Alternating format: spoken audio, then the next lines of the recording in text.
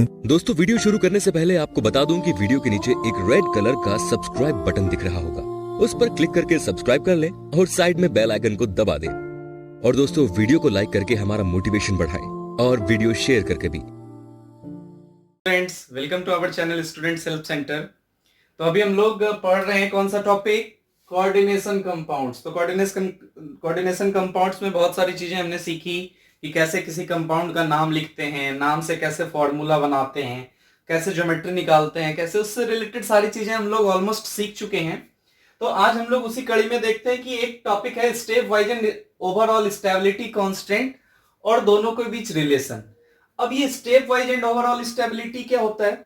जैसे सपोज करिए कि आपका 4 मंजिला घर है, बड़ा जल्दी आपका 4 मंजिला घर हो गया, आप रईस लोग हैं, तो आपका 4 मंजिला घर है और 2 ऑप्शन है आपके पास छत पे जाने का, ठीक है, या अपने फ्लोर पे जाने का। या तो आप सीढ़ी से जाएंगे या फिर आप लिफ्ट से जाएंगे, या तो आप सीढ़ी से जाएंगे या फिर लिफ्ट से जाएंगे। तो अगर आपको 4 मंजिले पर सीढ़ी से जाना है तो क्या बगैर पहले दूसरे तीसरे सीढ़ी पर गए आप जा पाएंगे?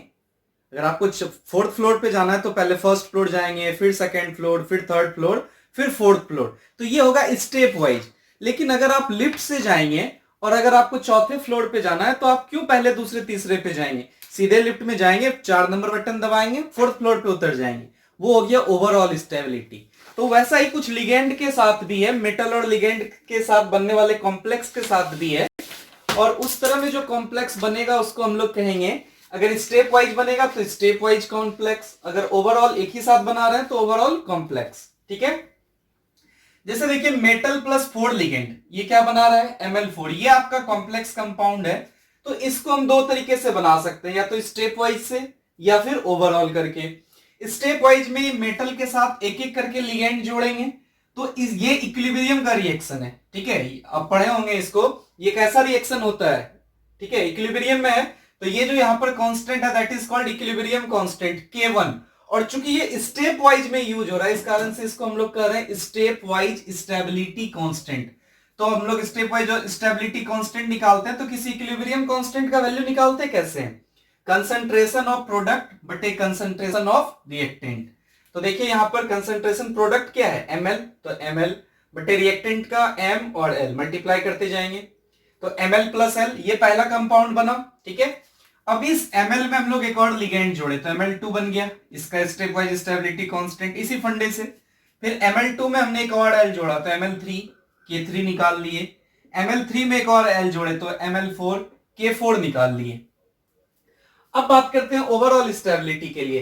तो ओवरऑल में क्या है ना कि जितना लिगेंड जोड़ना है उतना को हम लोग एक बार में जोड़ते हैं, तो m प्लस l, तो ये ml बना। तो इसका भी, इसको हम लोग ओवरऑल एक ही साथ जोड़ रहे हैं तो इसमें जो कांस्टेंट यूज करेंगे that will be called overall stability constant. तो एक लिगेंड जोड़े तो ml हुआ, 2 जोड़े तो ml2 हुआ। यहीं पर थोड़ा सा ध्यान देना है कि अगर कोई कोफिशिएंट हो तो वो उसके पावर में आता है, कोफिशिएंट होगा तो क्या होगा? पावर में आएगा। 3 लिगेंड जोड़े तो ml3 बना, तो यहां पर पावर क्या हो गया? 3। 4 लिगेंड जोड़े तो ml4, पावर क्या हो गया? L4। तो ये जो beta 1, beta 2, beta 3, beta 4 use किए ये ओवरऑल स्टेबिलिटी कांस्टेंट है। और यहां जो हमने K1, K2, K3, K4 use करा वो स्टेप वाइज स्टेबिलिटी कांस्टेंट है किसी भी कॉम्प्लेक्स कंपाउंड को बनाने में।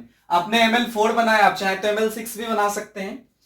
अब इस दोनों के बीच रिलेशन क्या है? ठीक है, जैसे कि आप समझ लीजिए कि आप 4थे मंजिल पे गए हैं तो सीढ़ी से भी गए हैं और कहीं ना कहीं क्या गए हैं? लिफ्ट से भी गए हैं, तो दोनों के बीच कुछ रिलेशन है। तो अब दोनों कांस्टेंट में रिलेशन क्या है? ओवरऑल स्टेबिलिटी कांस्टेंट बीटा और स्टेप वाइज स्टेबिलिटी कांस्टेंट के, इस दोनों में रिलेशन क्या है? तो कोई एक वैल्यू वहां से हम लोग ले लेते हैं, जैसे बीटा 3 ले लिए तो बीटा 3 का वैल्यू क्या है? ml3 upon m into L cube. ये क्यूब कहां से है आप समझ रहे हैं? चूंकि ये लिगेंड का कोफिशिएंट है, जो भी कोफिशिएंट है वो पावर में है ना? ठीक है, चलिए तो ml3 upon m into L cube. हम अपने मन से इसको ml इंटू ml2 से गुना भी किए और भाग भी किए। देखिए तो ये टर्म जो दिख रहा है यहां पर दिख रहा है, यहां पर दिख रहा है, ऊपर गुना किए नीचे गुना किए ताकि वो कट के बराबर आ जाए। फिर से यही बचेगा ml cube ml3 m into l मतलब l क्यूब, वही बचा है। अब ये लिखने के पीछे एक वजह था, साजिश था। ठीक है, कि इसको बीटा को हम लोग k के टर्म में लिख सके। देखिए तो इसको आप K1 लिखे हैं, K1 is equal to ml upon m into L.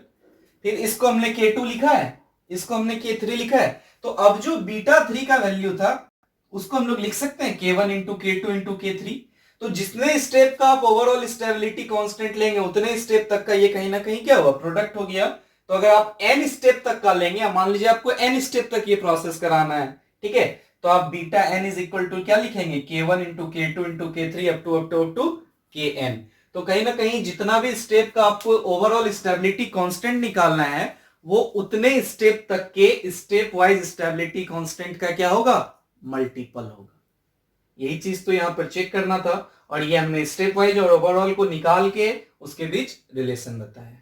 और नेक्स्ट वीडियोस में हम लोग देखेंगे कि सीएफटी क्या होता है, क्राइस्टल फील्ड थ्योरी। बड़ा ही इंपॉर्टेंट टॉपिक है, जेई और मेंस में से हर जे मेंस और नीट के एग्जाम में से हर साल क्वेश्चन आते हैं इसके स्प्लिटिंग एनर्जी से, और कहीं ना कहीं इसमें जो स्प्लिटिंग पैटर्न है, इसके बीच के डिस्टेंस से, उसके एनर्जी लेवल से, वो सारा क्वेश्चन उससे होता है। चलिए तब तक के लिए स्टे ट्यून, स्टे होम।